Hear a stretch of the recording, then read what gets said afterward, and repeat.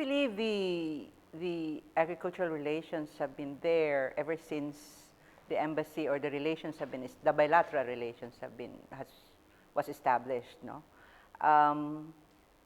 And this was further enhanced and strengthened with, you know, so many years ago, we had so many Thai scholars that studied in our Philippine universities. And they are now in government and in the private sector. In the agricultural ministry, you just walk there and you'd probably meet someone who graduated from UPLB or from CLSU or from any UPV in the Visayas. So, you know, we have all this network, and this network has helped enhance the agricultural aspect of our bilateral relations with Thailand. We're on the, for the Thailand-Philippines or Philippines-Thailand bilateral relations, we're on our 68th or 69th year, I think, 69th year.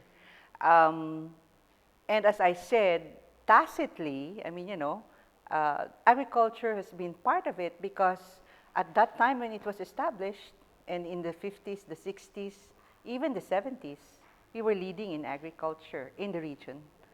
And so for Thailand, that was an important aspect. As far as I can remember, the agricultural office was established in the 80s in the embassy here. And then in year 2000, it was closed. Then it was again reopened in 2012, and that's when I came in. That's when I started covering Thailand, not only Thailand, but also some countries in the region.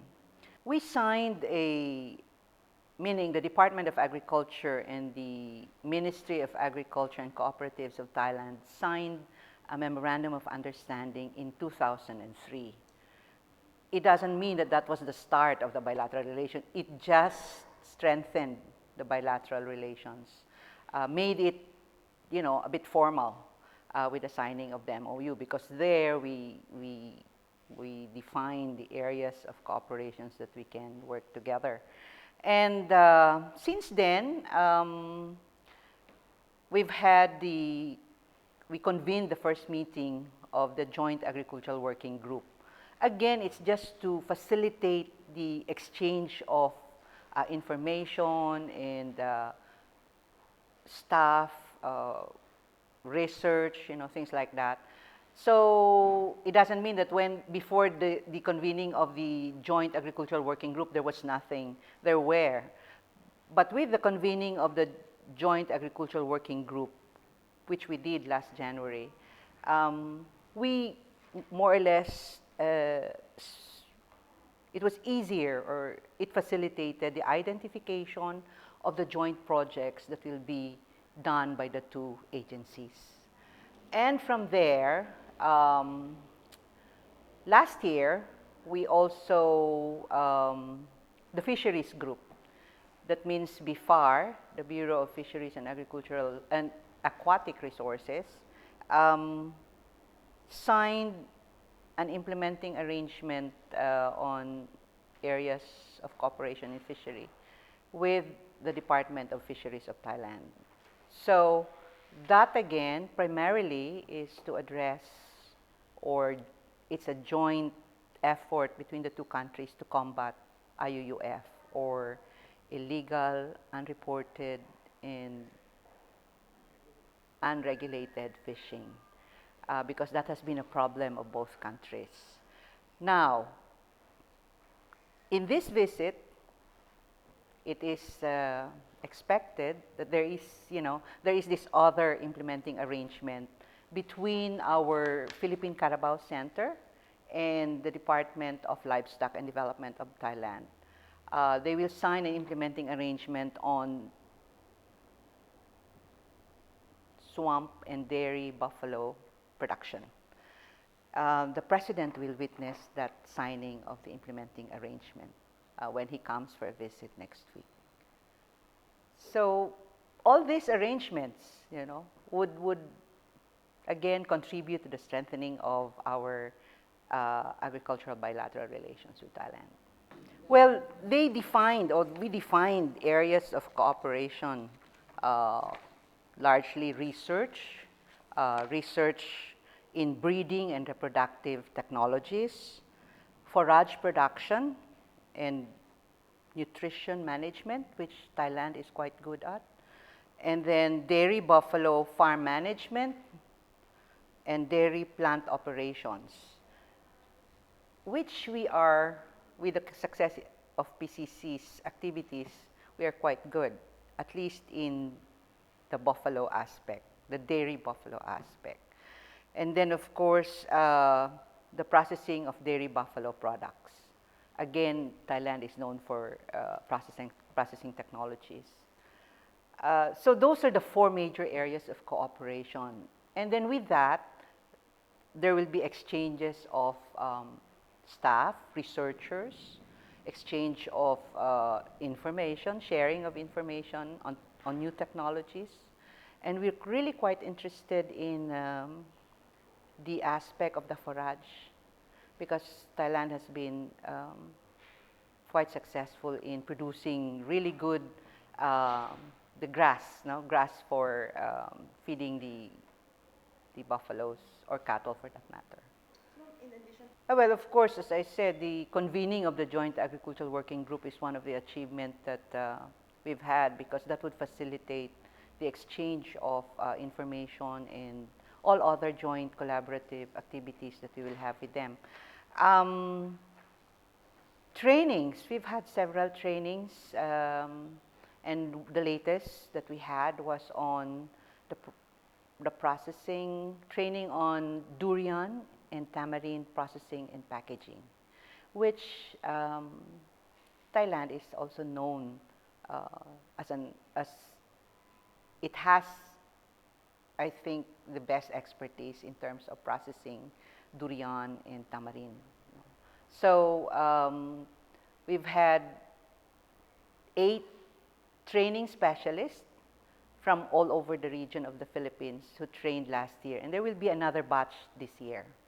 So that's an ongoing program with the Ministry of Agriculture. Other areas would be, they've been quite accommodating us in request for study visits, where we expose our agricultural staff and farmers. We just had one this week from Region 6. Farmers they were interested to look at the organic agriculture farms of Thailand, as well as agritourism, because again, Thailand is known to be leading in that aspect. So they were quite happy with what they have seen. So over the years, we've had, in my 5 years here, we've hosted or at least assisted 29 to 30, about 30 study visits from both the private and the public sector of the Philippines, and really interested in knowing the technologies that make Thailand agriculture a lot progressive.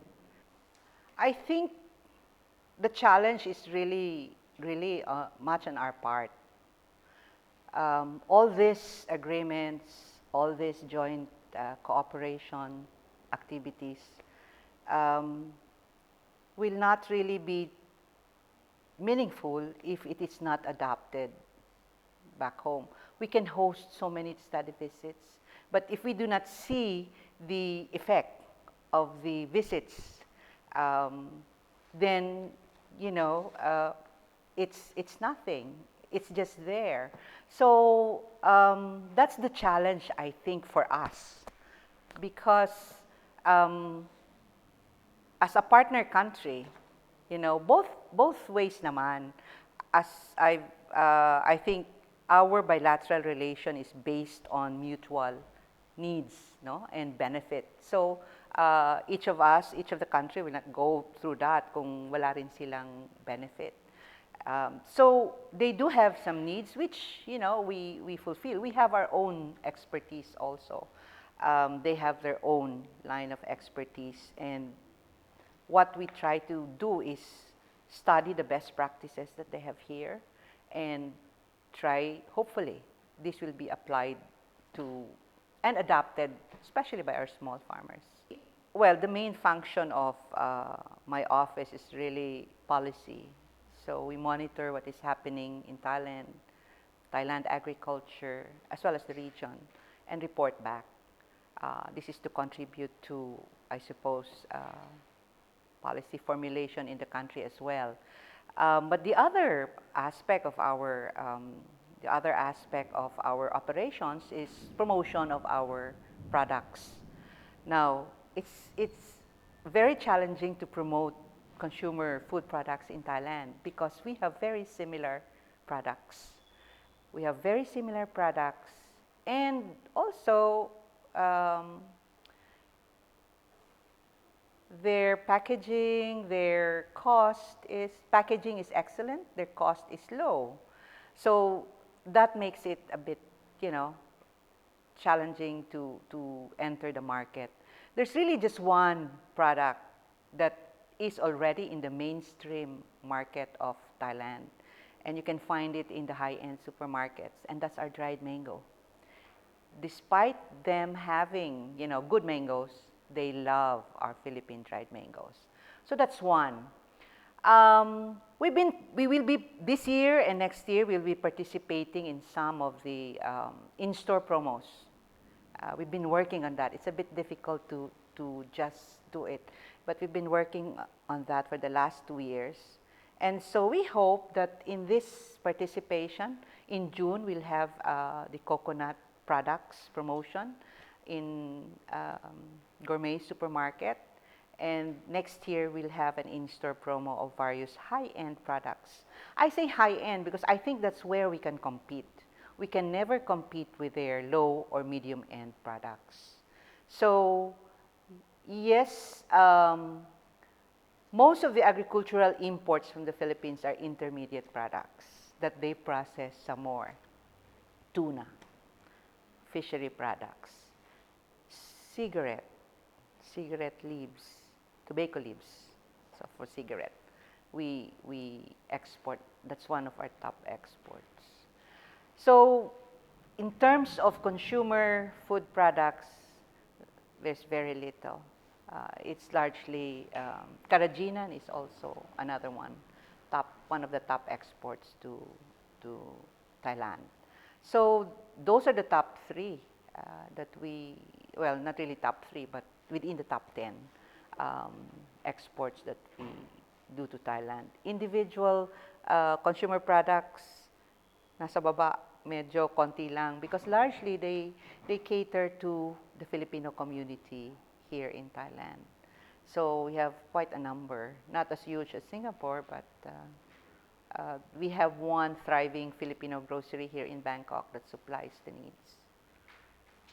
We have a Filipino grocery here that sells Filipino products. So kung gusto namin ng toyo, ng suka, that's where we go because we don't like the suka. When you make our adobo, we have to use our toyo.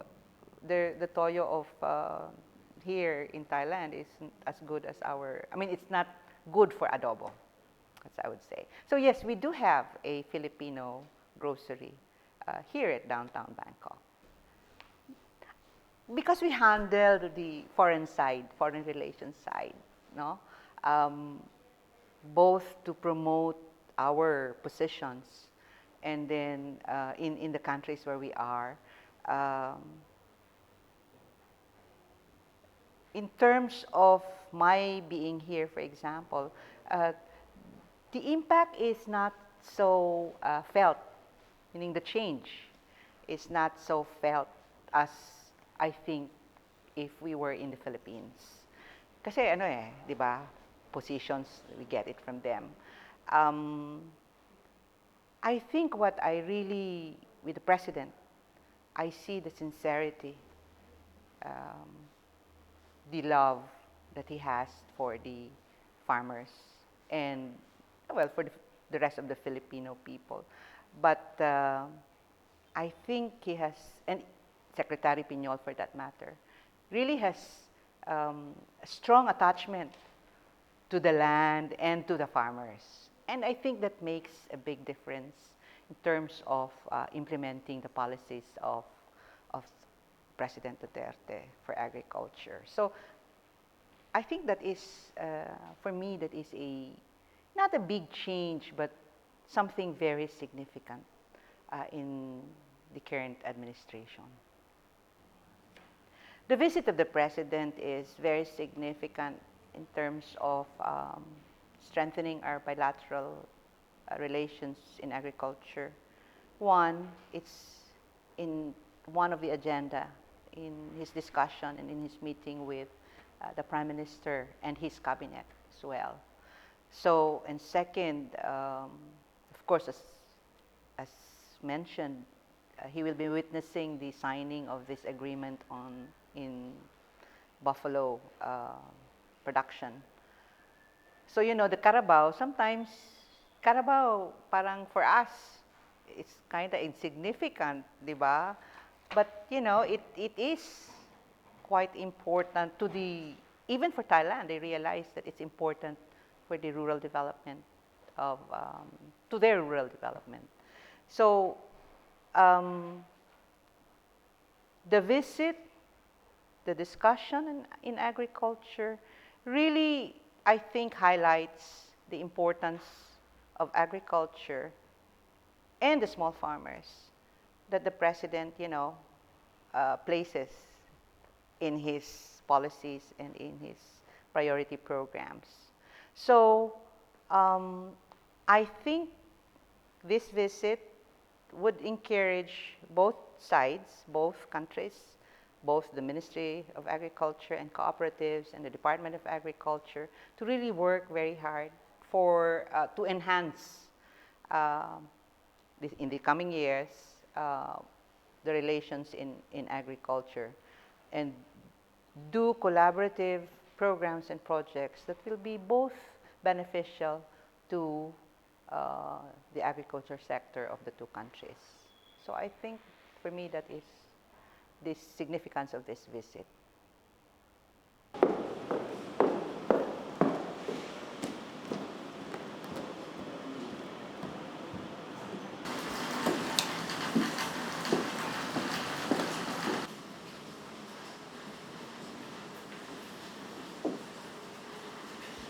Receipt mo? Akin na.